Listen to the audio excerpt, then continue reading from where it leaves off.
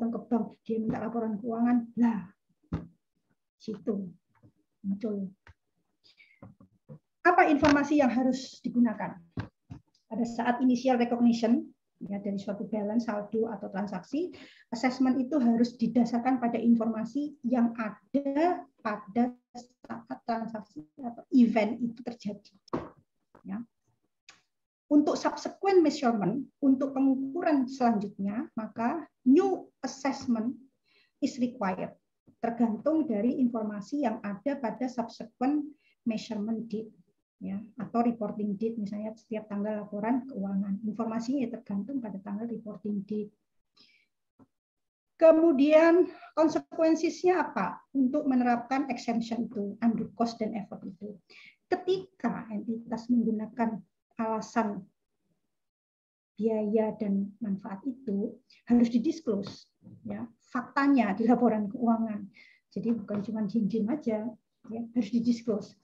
Kenapa saya tidak bisa menggunakan ini karena alasan ini, together dengan reason, alasannya why applying the requirement would involve undue cost dan effort. Ya, jadi harus ada disclosure-nya supaya transparan. Konsep yang pertama, ya, transparan, accountability, efisiensi. Ya, 3 itu. Kemudian requirement apa yang dibutuhkan terkait masih undue cost dan effort ya untuk fair value measurement. Biasanya orang kalau dengar pengukuran fair value, aduh ruwet ini. Ya, nah, exemption ini bisa diterapkan ketika ada requirement untuk mengukur transaksi-transaksi atau akun berikut, ya, investment in associate dan joint venture. Nah, tadi kan ada pilihannya makanya kan, boleh pakai biaya, boleh pakai apa tadi, ekuitas, boleh pakai fair value. Pilihan itu diberikan itu kan supaya entitas menyesuaikan kondisinya. Ya. Kalau dia bisa fair value, silakan. Kalau nggak bisa, equity. Kalau equity tetap ribet, cost. Kalau cost nggak bisa, nah, cost saja kok nggak ada. Berarti ya nggak perlu dicatat transaksi itu. Ya. Mikir lagi, apa ini benar-benar transaksi keuangan. Ya. Biological asset juga begitu, fair value aturannya.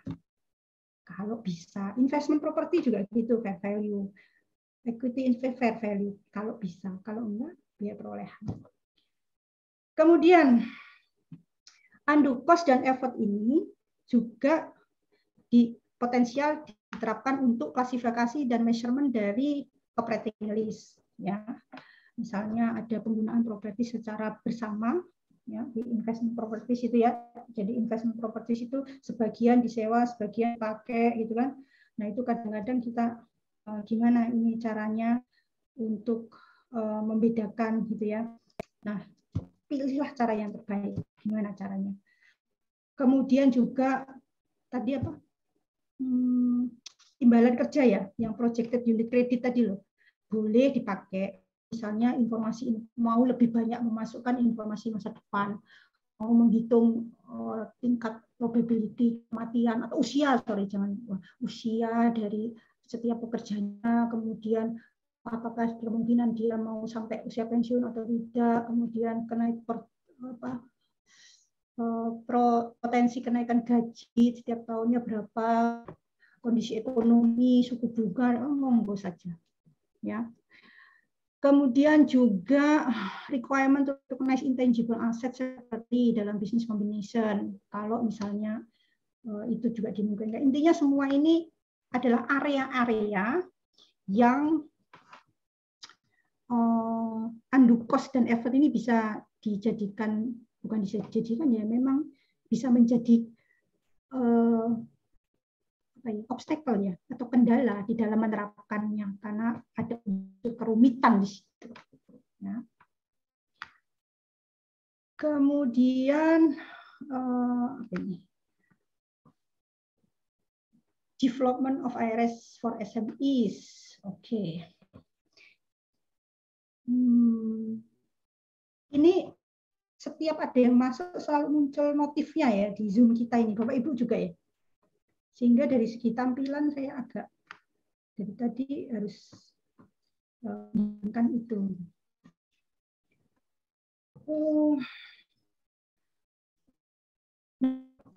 Bedanya antara entitas privat full IFRS, sekali lagi kami di sini,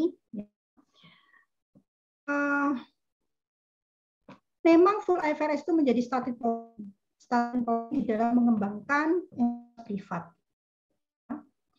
Tetapi entitas privat ini, SAK privat ini sudah di Wisden Taylor, ya, sudah disesuaikan sekali gitu ya, dengan mempertimbangkan kebutuhan pengguna keuangan, ya, dan juga paying cost of apply, jadi mempertimbangkan cost untuk mengaplikasikan requirement dan juga keterbatasan-keterbatasan terkait dengan accounting expertise yang biasanya menjadi kendala utama bagi SMEs atau perusahaan-perusahaan private.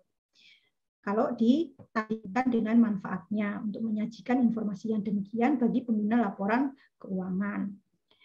Jadi IFRS SM ini sudah much, ada kata-kata much ya, smaller ya kalau dibandingkan dengan full IFRS. Dia contain, mengandung numerous simplification ya. Semangatnya udah jelas simplification dari full IFRS. Tapi itu lagi Bapak Ibu, kenapa 2025? Lama sekali toh dari sekarang. Mari kita kaji bersama-sama ini.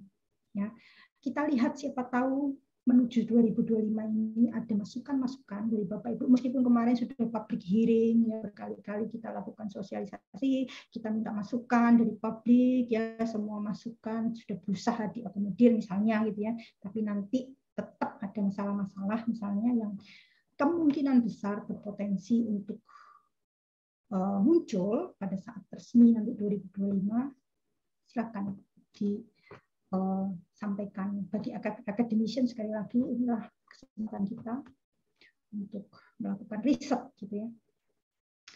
Apa itu simplifikasinya? Satu, topik-topik yang ada di full IFRS sudah dihilangkan, ya, karena memang nggak relevan. Kemudian option-option accounting policy option udah nggak diperbolehkan di privat gitu ya, sebagai bentuk dari simplification itu tadi. Kemudian masalah recognition dan measurement juga ya, tadi dengan menyediakan 3 pilihan tadi itu sudah suatu bukti ya, bisa sangat simpel dengan menggunakan biaya perolehan atau bisa lebih kompleks dengan menggunakan fair value dan equity method. Fewer disclosure-nya sangat minim, dan bahkan ada listnya apa yang harus didiskus di bagian akhir dari SAK. Bapak Ibu bisa melihat, kunjungi halaman terakhir, di situ ada apa namanya, poin ya, berbentuk poin apa yang harus didiskus untuk masing-masing account atau item. Simplified redrafting ya. Yang diomit apa? Yang omitted topiknya apa? Segment information by nggak pakai. Earning per share, enggak. Interim, no. Ya, ini bedanya sama full IFRS. Jadi ini kesimpulan dalam bahasa Indonesianya.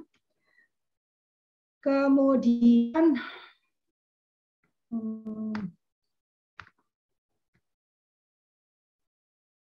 saya akan ke pengendalian tadi sudah ya.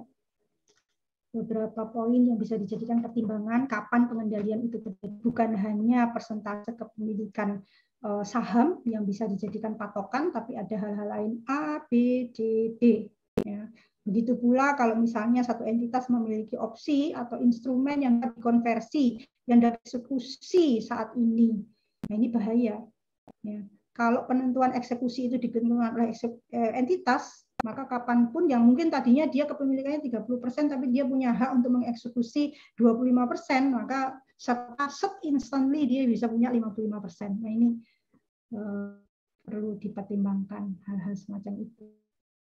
Kemudian untuk instrumen keuangan, ya saya ulangi lagi, pengakuan pengukurannya boleh pilih. Mau pakai SAK entitas privat, lihat bab 12-12, pada intinya semua menggunakan biaya perolehan yang diamortisasi, kecuali fair value-nya tersedia, maka pakai fair value gitu ya.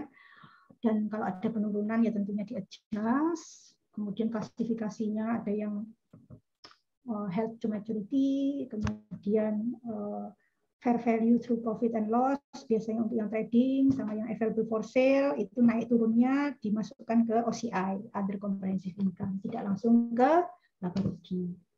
Kemudian ada instrumen keuangan dasar, ya, golongannya kas, ya, yang simpel-simpel gitulah piutang. Ada yang instrumen 12 yang agak ribet, misalnya seperti derivatif, gitu ya. Siapa tahu ada. Atau mau pakai PSAK 55, ya, bukan PSAK 71 ya, tapi PSAK 55 yang sebelumnya. Kategorinya masih 4 itu ada piutang. Pilih salah satu, tapi nggak boleh ganti-ganti. Ditetapkan di awal. Tanggal mulai. Ya langsung diklik aja. Berarti kan sekarang, Pak. Tanggal mulai oke. Halo. Nah, ini tanggal no KTP Pak Anu. Halo. Suara siapa nih? Ya, ada yang masuk. Oke, terus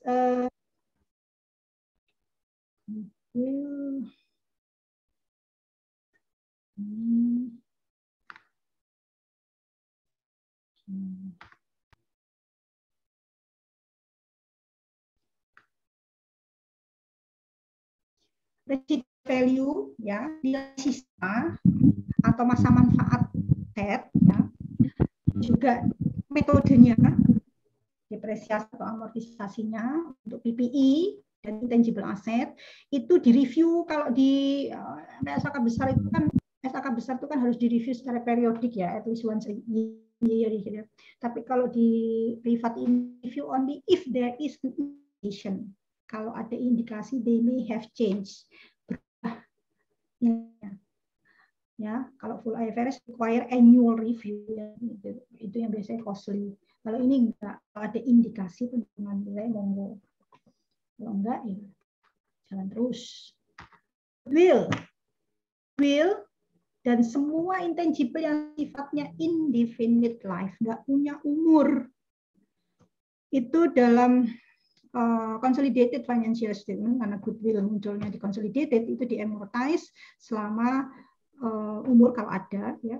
Kalau umurnya itu cannot be established reliably, nggak bisa diestimasi secara handal, maka manajemen bisa turun tangan, ya, menggunakan best estimate-nya, ya, tapi tidak boleh melebihi 10 tahun, jadi maksimal 10 tahun.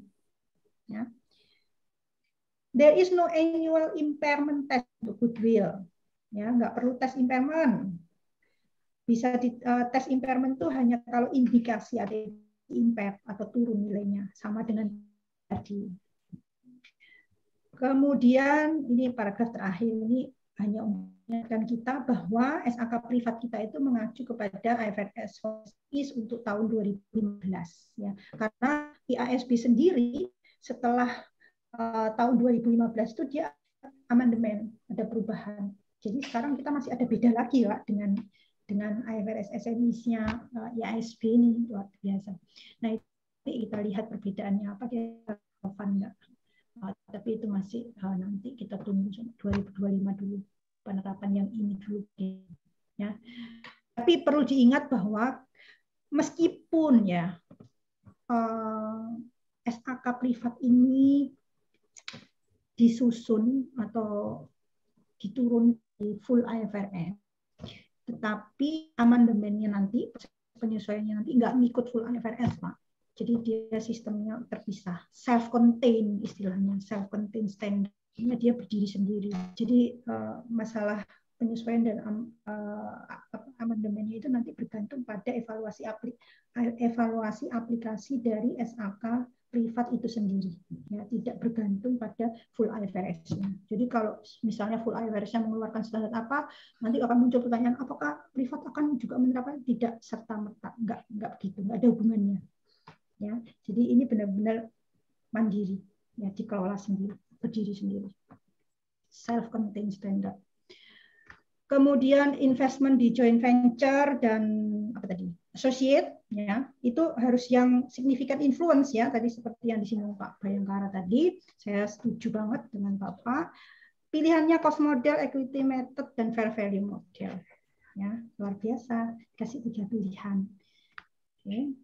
Kemudian kalau ada aset yang mau dijual, maka nggak usah ribet-ribet ya. Kalau ada aset yang mau dijual itu tetap didepresiasi aja sampai dengan benar-benar dia dijual, gitu ya. Nggak perlu dipisahkan atau apa. Maksudnya kalau memang memisahkan itu perlu undue cost dan effort itu tadi, itu tidak perlu harus didiskus secara terpisah seperti yang di full IFRS. Ya, ditunggu aja pada saat benar-benar dijual gitu loh. Ya, baru dicatat disposalnya. Kemudian untuk aset biologi menggunakan fair value, naik turunnya catat di PL ya.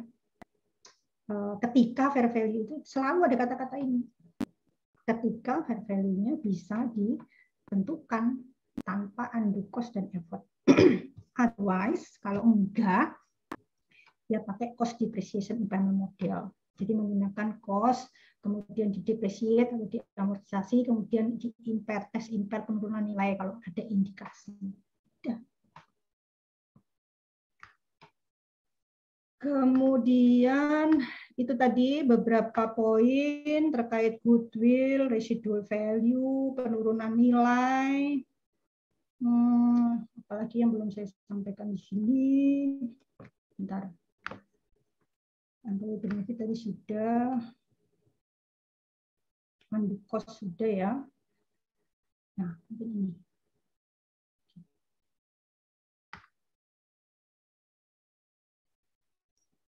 Nah, ini bisa jadi contoh kasus ini ya. Ini sering di luar negeri, kasus ini sering ditanyakan. Ada 2 perusahaan gitu ya.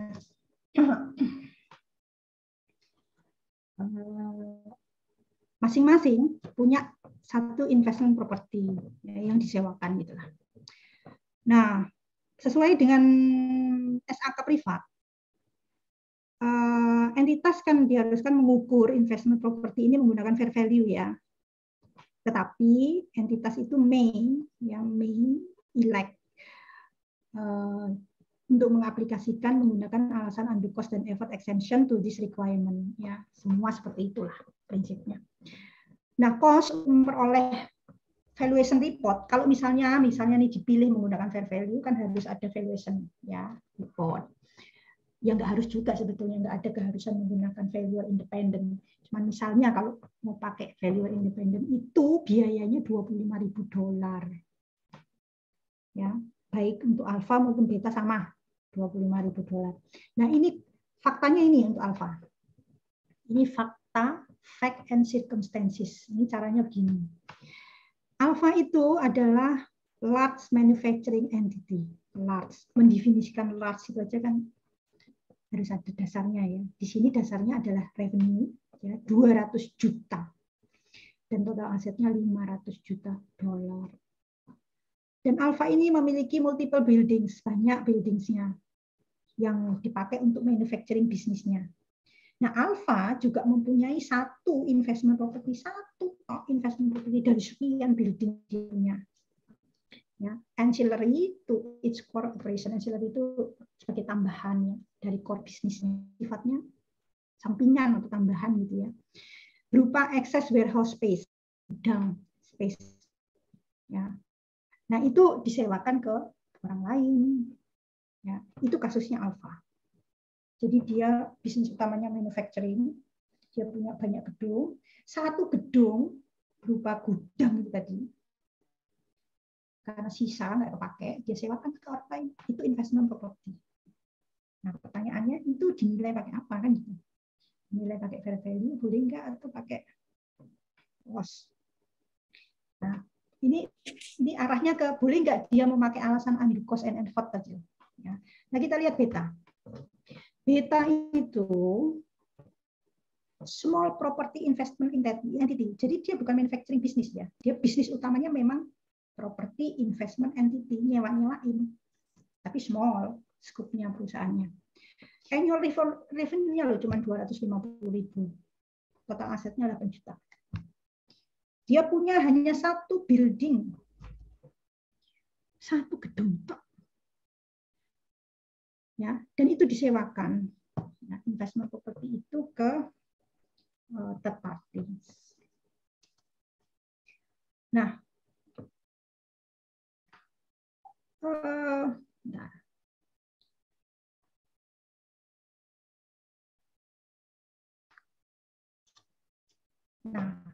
ini analis. Ketika pertimbangkan boleh nggak menggunakan exemption undue cost dan effort tadi, it's very important untuk mempertimbangkan consider role dari investment property dari aktivitas entity secara keseluruhan. Jadi nilai properti investasi itu terhadap bisnis perusahaan secara keseluruhan. Buat Alpha, for Alpha, even though meskipun cost untuk memperoleh valuation report tadi untuk menghitung berapa fair value dari investment property itu akan relatively lower than for beta kalau dibandingin dengan total dengan ukuran perusahaannya ya. Alpha kan mungkin 25.000 nggak seberapa. Investment property bagi Alpha sendiri itu kan not material untuk Alpha's financial statement dan bukan merupakan core business dari si Alpha. Ya, dia core bisnisnya manufacturing. Ya, investment property cuma satu. Jadi dia cuma sampingan. Therefore, Alpha ini yang totally apply undue cost dan effort exemption untuk investment propertinya. Justru si Alpha ini yang berpotensi dapat menerapkan alasan undue cost dan effort untuk menggunakan fair value di dalam mengukur investment propertinya. Dia bisa menggunakan alasan 25.000 itu terlalu mahal karena ini bisnis sampingan saya. Beda dengan beta. Kalau beta itu karena investment properties dalam laporan keuangan beta itu plays a central role, peran utama, maka it is therefore likely benefit bagi pengguna laporan keuangan beta itu akan melebihi biaya dan manfaat yang harus ditanggung beta untuk memproduce fair value information. Bagi pengguna laporan keuangan beta, maka penyajian informasi terkait fair value dari properti investasi ini bisa jadi melebihi biaya dan manfaat yang harus dikeluarkan oleh beta untuk mendapatkan informasi fair value tadi. Therefore, we would not expect beta. Jadi dalam hal ini IASB bilang dalam hal ini maka beta itu tidak diekspektasi akan menggunakan alasan undue cost dan effort exemption untuk properti investasinya. Nah, ini. Jadi ini melihat ke substansinya itu. Ini contohnya cara menganalisis satu transaksi dengan melihat substansinya. Ya, mudah-mudahan ini tidak Bapak Ibu anggap sebagai satu cara yang menyulitkan gitu ya, tapi inilah selama akuntansi masih mengandung hal-hal yang mengharuskan kita menggunakan professional judgment, subjektif judgment kita sebagai akuntan, maka yakinlah bahwa profesi akuntan ini akan terus maju, berkembang di masa yang akan datang dan tidak akan tergilas oleh profesi-profesi yang lainnya. Ya, dan itu yang harus kita asah, kita latih, kita kembangkan justru digunakan lebih banyak untuk akun-akun yang ada di laporan keuangan kita, karena dengan begitu harapannya laporan keuangan kita bisa menjadi relevan, digunakan dalam proses pengambilan keputusan karena dia transparent, accountable, dan juga menjamin efisiensi dari alokasi modal penyupport dana ya, atau penyandang dana atau investor siapapun itu. Ya, nah itu sebetulnya. Kalau semuanya pengukuran itu sifatnya sudah technical, systematic, semua bisa otomatis gitu ya, terang benderang, bisa menggunakan software dengan mudah, habis sudah sesi kita ini Bapak Ibu. Jadi kalau kita mau masukkan lebih banyak informasi-informasi masa depan ke kita, karena itu tuntutan. Jadi tuntutan dari user financial statement itu jangan hanya mencatat apa yang sudah terjadi, mereka juga butuh informasi itu mengandung hal-hal yang sifatnya future outlook. Nah, semua yang sifatnya future outlook itu ada untuk judgment, estimation. Ya itu yang harganya mahal. Nah, seharusnya kita harusnya bangga, kita harusnya bahagia, kita harus senang manakala pekerjaan kita bergelut dengan hal-hal yang seperti itu. Mudah-mudahan itu yang saya rasakan, juga itu yang dirasakan oleh Bapak Ibu yang ada di sini. Gimana? Oke. Jadi, dibilang summary ya, background-nya, saya cerita sedikit 2019. Jadi kalau privat ini di luar negeri, Bapak Ibu, itu sudah dikeluarkan sejak 2009. Ya, kita ngapain ya waktu itu? Tidur mungkin ya. Nah, IFRS for SMEs ini atau SAK privat ini self-contained, ya, berdasarkan that is based on full IFRS memang, tetapi content simplification yang merefleksikan bagaimana laporan keuangan untuk small and medium size entities itu atau SME itu digunakan. Jadi laporan keuangan perusahaan-perusahaan kecil digunakan, termasuk juga pertimbangan cost benefit-nya. Dalam beberapa jurisdiction atau negara ada yang mulai menggunakan tahun 2010. Ya. Kemudian beberapa perbedaannya, beberapa topik dieliminasi, saya ulangi lagi, beberapa accounting policy tidak diperkenankan, malah justru kemudian simplifikasi untuk recognition dan measurement, dan juga fewer disclosure. 4 itu bedanya dengan full IFRS. Dan juga standarnya diorganize by topic. Ya, tadi yang saya lingkari merah-merah tadi itu berdasarkan topik, to make it more like a reference, ya, reference manual supaya user friendly juga, mudah-mudahan bagi preparer dan juga pengguna laporan keuangan. Jika tidak ada guidance yang dibutuhkan untuk subjek tertentu di dalam standar itu, karena tentunya namanya buatan manusia ya pasti ada kelemahannya atau justru transaksi itu berkembang sehingga belum tercakup di situ, maka entitas itu may itu boleh, ya, but it's not required, tapi tidak diwajibkan untuk mempertimbangkan requirement dan guidance yang ada di full IFRS untuk dealing atau memperlakukan isu atau transaksi tersebut, ya. Kemudian scope, ya, tadi yang sempat kita diskusi, 2, do not have public accountability, dan juga publish general purpose financial statement untuk external users, ya.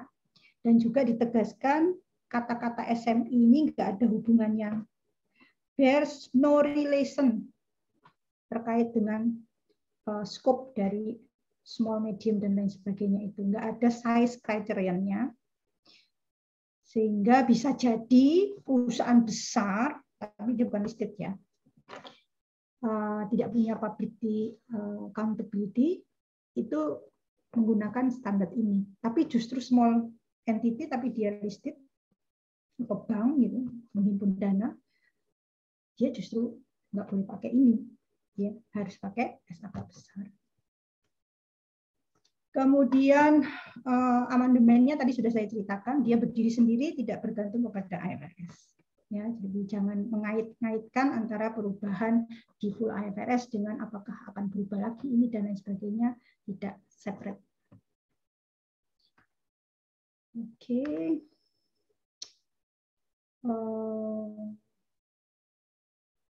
Ini latihan soal lagi nih.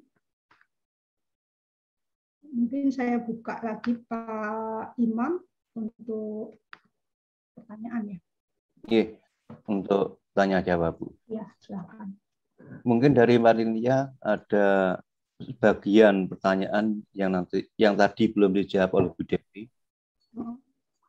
Siapa tahu saya terlewat ya di chat itu terutama ya. Ya betul, ya betul Bu. Pak. Iya Pak. Bapak Ibu yang mau ke belakang, ke toilet atau mau ambil kopi, siapa yang suka kopi kayak saya, silahkan. Panitia, sudah ada yang bertugas. Silakan dibacakan aja Pak ya Pak. Nah untuk PPT saya ini Bapak Ibu, ya mungkin sambil nunggu ya Pak Imam. PPT saya ini nanti akan saya share ulang yang bentuknya PPT. Itu harus kalau mau lihat tampilannya harus di slideshow ya. Karena kalau cuma dilihat begitu saja, karena itu banyak yang saya tumpuk gitu slide-nya.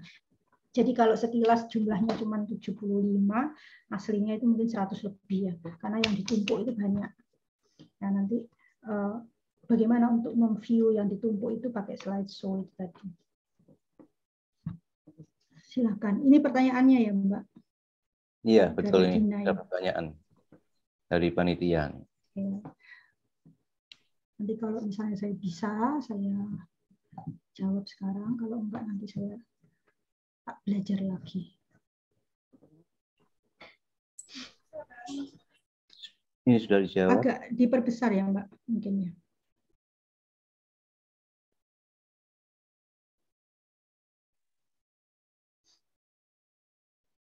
Oke, 6 itu ya. 6 yang belum ya Pak ya. Maaf, untuk yang atas sudah terjawab ya. tadi. Jadi yang belum terjawab ada 3 pertanyaan ini dari kolom chat, Ibu. Ya. Apakah SAK kalau 5 sudah ya menggantikan MKM? Ya, tidak menggantikan MKM ya, Bapak Ibu. MKM tetap ada, itu tier yang paling ragil ya. paling ya anak ragil lah. Kemudian menggantikannya nanti secara resmi akan ditarik 2025. Kemudian salah satu tujuan penyusunan laporan adalah membentuk laporan pajak. Nah, ini tadi yang saya general purpose gitu ya. Jadi kalau udah spesifik untuk pajak itu berarti kan usernya udah spesifik gitu ya. Nah, ini asumsi yang dipakai di awal ini harus menyiapkan laporan keuangan untuk tujuan umum. Umum itu artinya ya dicari kebutuhan yang kira-kira semuanya itu membutuhkan itu gitu ya dari berbagai macam pengguna. Ya, tidak hanya spesifik untuk pajak saja. Nah, kalau ada stakeholders spesifik seperti ini yang tetap meminta, ya terpaksa harus disiapkan sendiri gitu ya. Nggak bisa karena kalau kita memikirkan atau menyiapkan spesifik untuk berbagai macam user ini nggak akan ada habisnya gitu ya. Nah, profesi kita akan repot banget gitu ya, karena yang namanya user laporan keuangan banyak sekali. Dan kebutuhan mereka bermacam-macam. Sejak awal kita belajar akuntansi di S1 itu selalu bahwa yang namanya user laporan keuangan itu ya umum, gitu ya, general. Karena kita pertimbangkan juga cost dan benefitnya, toh. Jadi kalau satu perusahaan diharapkan dengan general financial reporting ini bisa memenuhi paling enggak mayoritas pengguna laporan keuangan entitas itu, ya, agar supaya tadi efisien, ya, jangan sampai tidak ke sana arahnya. Kemudian jika selama ini sudah menerbitkan laporan keuangan etap dan sudah diaudit, dengan adanya EP untuk unsur-unsur yang tadi berbeda dengan etap, apakah juga disesuaikan ke RE-nya? Betul Bu, jadi masalah mungkin dari segi recognition-nya berbeda, measurement-nya berbeda, classification-nya berbeda, atau penyajiannya, disclosure-nya otomatis disesuaikan, ya, masukkan ke RE. Lalu untuk komparatifnya apakah juga di-reset? Ya, komparatifnya tadi yang saya bilang 2 tahun ya. Katakanlah kita bilang mulai 2022, ya otomatis mulai 2021 menyiapkan atau merubah laporan keuangannya berdasarkan privat ini. Sehingga jika terjadi peningkatan RE-nya untuk SPT tahun-tahun yang sudah dilaporkan, bagaimana ya? Nah, kalau terkait dengan pajak, ini disesuaikan intinya dari sisi akuntansi, seperti tadi yang Pak Daniel tadi ya. Jadi kalau akuntansi itu jadi kalau misalnya pajak bisa diakui, ya bisa laku untuk dikomplain secara pajak, ya dicatat. Tapi kalau tidak, kan prinsip kita tetap balik lagi ke aset dan liabilitas. Kalau aset itu harus ada manfaat, bisa kompensasi atau bisa dipakai apapun manfaat itu. Liability juga gitu, ada kemungkinan kita mengeluarkan biaya. Selama itu tidak terpenuhi, ya. Dan kita ada kendali loh untuk itu. Jadi bukan orang lain yang mengendalikan. Kalau orang lain yang mengendalikan ini tidak masuk. Jadi ada future benefit dan juga kendali itu di kita. Itu untuk yang nomor 7. Ada lagi Mbak, siapa lagi? Mbak Gardina. Gardina ya. Sampun Ibu, dari chat itu saja. Dari chat sudah, semua disertakan. Mungkin kalau saya boleh tanya. Silakan. Ya. Jadi kebetulan saya kemarin mau membuat penelitian tentang kesiapan penerakan SAK privat, tetapi untuk koperasi unit desa, Bu, di Kabupaten Jember. Itu gimana ya, Bu? Apa bisa? Kalau kesiapan, kalau riset ya, riset terkait kesiapan, tentunya datanya akan lebih baik kalau karena datanya otomatis mungkin dia juga belum menerapkan ya, jadi datanya kan data primer ya. Ya, data primer. Ya. Bu Gardina passionnya kemana gitu ya? Apakah mau penelitian yang sifatnya eksperimen atau penelitian yang sifatnya kualitatif dengan case study misalnya khusus untuk koperasi-koperasi levelnya. Kemudian disusun nanti pertanyaannya mau pertanyaannya yang snowballing atau sifatnya terstruktur, yes no, benar tidak. Atau Bu Gardina passionnya melakukan kualitatif yang model ekstrim tuh, kan kadang ada yang kita ikut di sana, tinggal di sana, merasakan bagaimana mereka kehebohannya untuk menentukan menerapkan ini enggak, kemudian apa yang harus disiapkan itu kita duduk di sana, kita dengar di sana, kita serap semua apa yang terjadi di situ, itu juga bisa jadi riset gitu ya. Apa, Mak? Seperti itu Bu Gardina. Untuk ya, jadi kemarin rencananya pakai kuesioner. Ya, kuesioner juga oke. Kuesioner mungkin untuk siapa, Mak ya? Kuesioner untuk langkah pertama juga oke. Nanti disusul bisa dengan interview mungkin dari jawaban kuesioner itu. Bisa di-follow. Oke, ya pastinya harus ditentukan dulu skopnya. Jenis industrinya apa nih yang mau kita mau membandingkan antar industri atau antar tipe atau kita mau fokus di satu tipe tertentu, kemudian kita harus lihat dulu requirement-nya secara detail di entitas privat ini. Untuk entitas yang demikian itu kira-kira akun-akun apa atau chapter-chapter mana yang terkait atau yang terdampak ya. Nah itu nanti harus ada di item questionnaire. Nggih, matur nuwun. Ya, di bagian belakang SAK privat ini Bapak Ibu ada contoh laporan keuangan. Sekali lagi ini contoh ya. Jadi contoh itu enggak harus seperti itu gitu ya. Ada yang mungkin agak berbeda dengan IFRS untuk SMI yang di luar negeri. Kalau yang di luar negeri itu biasanya untuk urutan itu dibebaskan ya. Bisa naik turun, bisa naik ke turun untuk likuiditas itu ya. Bisa dari tinggi ke rendah, bisa rendah ke tinggi. Biasanya mereka enggak begitu boleh-boleh saja gitu, tapi untuk kita itu harus ya sesuai yang biasanya itu ya, tidak saya paling liquid ke yang paling tidak liquid gitu ya, urutannya seperti itu supaya kita bacanya antar, kalau membandingkan itu juga enggak pusing. Begitu Bu Gardina. Ya. Ada pertanyaan lagi sepertinya dari Pak Idris di kolom chat itu. Oke. Saya buka dulu. Berarti Pak Bagus ini sebelumnya ya? Sebelumnya Ibu. Karakteristik untuk perusahaan yang menggunakan SAK EP. Karakteristik Kayaknya tadi sudah jelaskan Bu di depan. Iya. Jadi karakteristik P2 Pak, tanpa akuntabilitas publik, ya. Tanpa akuntabilitas publik itu artinya gini ya.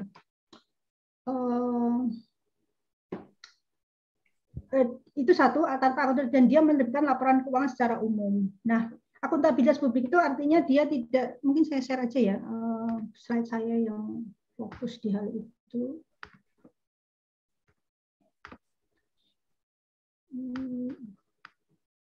Jadi dia tidak menerbitkan efek saham atau surat-surat berharga yang dijual di bursa saham nasional, internasional gitu ya. Mana ya? Bukan TBK ya, Bu? Maksudnya perusahaannya? Bentar. Bentar. Gimana Pak? Gimana Pak? Bukan yang sifatnya TBK gitu ya? Oh, bukan.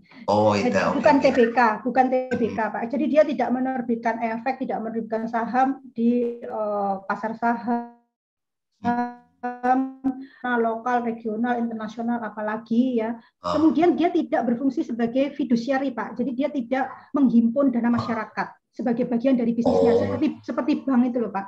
Nah, itu tidak masuk di dalam privat ini. Karena otomatis dia kan punya accountability public kalau seperti itu. Menghimpun dana masyarakat. Tetapi kalau menghimpun dana masyarakatnya ini sifatnya sementara, kadang-kadang Pak, koperasi itu kan menghimpun dana itu loh Pak. Apa itu simpanan itu ya, meskipun mungkin dia bukan bisnis jadi, atau mungkin sekolah gitu ya, ada iuran apa dia menghimpun untuk sementara, atau mungkin travel agent kan biasanya kalau kita umroh atau haji itu kan kita uang muka dulu ya. Dulu. Nah, itu bukan termasuk serta-merta masuk kategori fiduciary bisnis ya, atau menghimpun dana, karena bisnis utamanya sebetulnya dia kan travel agent gitu loh. Itu hanya mengumpul uang muka, tidak serta-merta kemudian dia masuk kategori entitas yang boleh menggunakan privat ini. Gitu. Baik-baik. Dia boleh menggunakan privat ini, sebaliknya. Tapi kalau dia seperti bank, itu kan memang bisnis utamanya dia ngumpulin bisnisnya orang. Nah, itu tidak boleh Pak pakai privat ini. Oke. Kalau yang startup itu gimana Bu? Kalau yang startup bisnis itu kan menghimpun juga ya, termasuk ke? Loh, tergantung bisnisnya Pak. Apakah dia punya bisnisnya apa startup itu? Kan banyak macamnya. Bisnisnya misalnya apa? Kayak pertanian gitu ya, ternak sapi misalnya di bidang itu. Oh, kalau dia misalnya ternak sapi. Nah, kembali lagi kedua kriteria itu. Dia punya nggak public accountability. Dia jual sahamnya nggak, punya saham nggak yang dijual di pasar saham. Kalau nggak punya, bisa gunakan ini syaratnya pertama. Terus dia menghimpun duit enggak toh. Kalau dia ternak kan dia nggak menghimpun duit masyarakat toh. Nah, masuk ini. Terus dia ada kebutuhan nggak Pak? Itu yang kedua penting. Ada kebutuhan nggak dia untuk membuat atau menyajikan laporan keuangan bertujuan umum? Nah, misalnya kalau Pak Idris punya peternakan sendiri, dikelola sendiri, duitnya sendiri, nggak dari mana-mana, semua pokoknya self finance gitu loh Pak. Disupport sendiri. Baik. Iya. Kecuali mungkin pajak aja toh Pak. Akhirnya kan hanya kantor pajak yang butuh, ya itu kantor pajak ya buat aja laporan keuangan seperti yang diminta pajak Pak. Iya. Gitu ya? Iya, baik. Cukup jelas Bu, terima kasih. Ya. Oke Bu Devi, kelihatannya waktunya sudah habis Bu, sudah 12.27, tinggal 3 menit. Ya, sudah lohor juga dari tadi ya Pak kayaknya. Ya. Baik, Bapak Ibu, sekali lagi mungkin statement terakhir saya ya. Mohon gitu ya, mohon jangan dianggap bahwa setiap kali ada perubahan itu selalu hal yang sulit gitu ya. Belum tentu juga sulit. Kalaupun itu sulit ya. Nah, ingat tadi ya, kata-katanya orang besar tadi. Lakukan yang sulit gitu ya supaya kita naik kapasitasnya. Apalagi ini terkait profesi kita, profesi akuntan. Seharusnya kita senang, kita bangga, kita bahagia karena kita punya tantangan baru ya. Dengan berusaha memasukkan unsur-unsur yang tadinya itu tidak terbayangkan sebelumnya, ya, future outlook ke dalam laporan keuangan kita, karena itu tuntutan ya dari stakeholders agar supaya laporan keuangan kita tetap relevan untuk pengambilan keputusan. Nah, kalau itu dianggap satu yang hal sulit, mari kita belajar bersama-sama. Ya, mudah-mudahan apa yang kita lakukan dari pagi tadi sampai dengan siang ini bisa menjadi suatu bisa memberi manfaat lah, ya, bagi Bapak Ibu tentunya dan juga bagi saya, ya, karena saya sendiri setiap hari masih harus selalu membaca, mendengar, gitu ya. Mendengar ini apalagi ya, mendengar ini lebih jauh lebih penting. Nah, itu yang saya peroleh hari ini dari forum ini. Sekali lagi saya ucapkan terima kasih kepada host acara ini, ya, IAI Jawa Timur, IAI Jember, kemudian juga komite, panitia, dan Bapak Ibu semua yang sudah sabar setia mengikuti acara ini sampai dengan selesai ini. 221 Pak Imam, terakhir posisi peserta. Ya, mereka tidur apa? Tapi secara Zoom ini jumlah ini masih stabil dari tadi pagi sampai sekarang. Terima kasih. Waktu saya kembalikan ke moderator. Assalamualaikum warahmatullahi wabarakatuh. Mudah-mudahan kita bisa berjumpa kembali di lain waktu.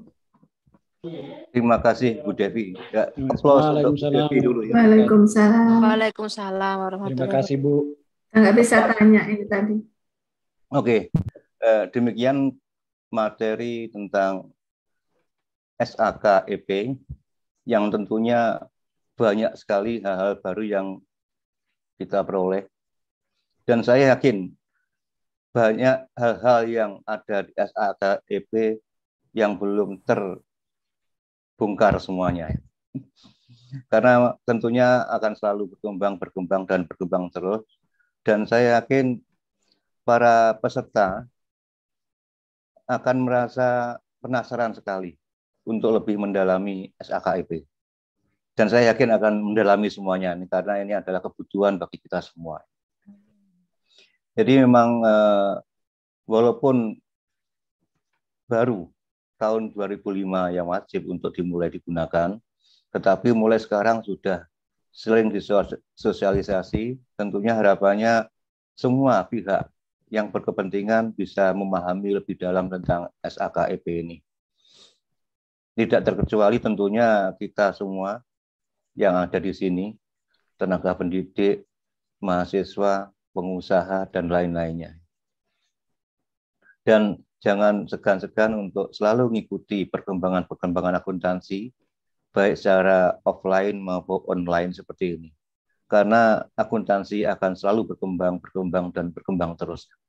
Itu kira-kira sedikit dari saya. Kurang lebihnya mohon maaf. Dan sampai ketemu lagi di acara-acara berikutnya. Saya kembalikan kepada pembawa acara Mbak siapa tadi? Astrid, Pak. Mbak Astrid. Siap. Dan dari saya kurang lebihnya mohon maaf. Assalamualaikum warahmatullahi wabarakatuh. Waalaikumsalam warahmatullahi wabarakatuh. Disampaikan terima kasih luar biasa sekali pemateri kita dan moderator kita pada siang hari ini. Semoga rangkaian acara PPL Online Rapat Anggota Ikatan Akuntan Indonesia Wilayah Jawa Timur tahun 2021 Overview Standar Akuntansi Keuangan Entitas Privat dapat menambah ilmu yang bermanfaat bagi kita semua. Tak ada gading yang tak retak, selaku panitia kami mohon maaf jika ada kekurangan selama acara berlangsung. Izinkan saya berpantun siang hari ini untuk menutup acara kita. Laporan posisi keuangan sudah jadi, jangan lupa catat akun-akunnya. IAI Wilayah Jawa Timur tetap di hati. Kita bertemu di event selanjutnya. Billahi taufik wal hidayah. Wassalamualaikum warahmatullahi wabarakatuh. Waalaikumsalam warahmatullahi wabarakatuh.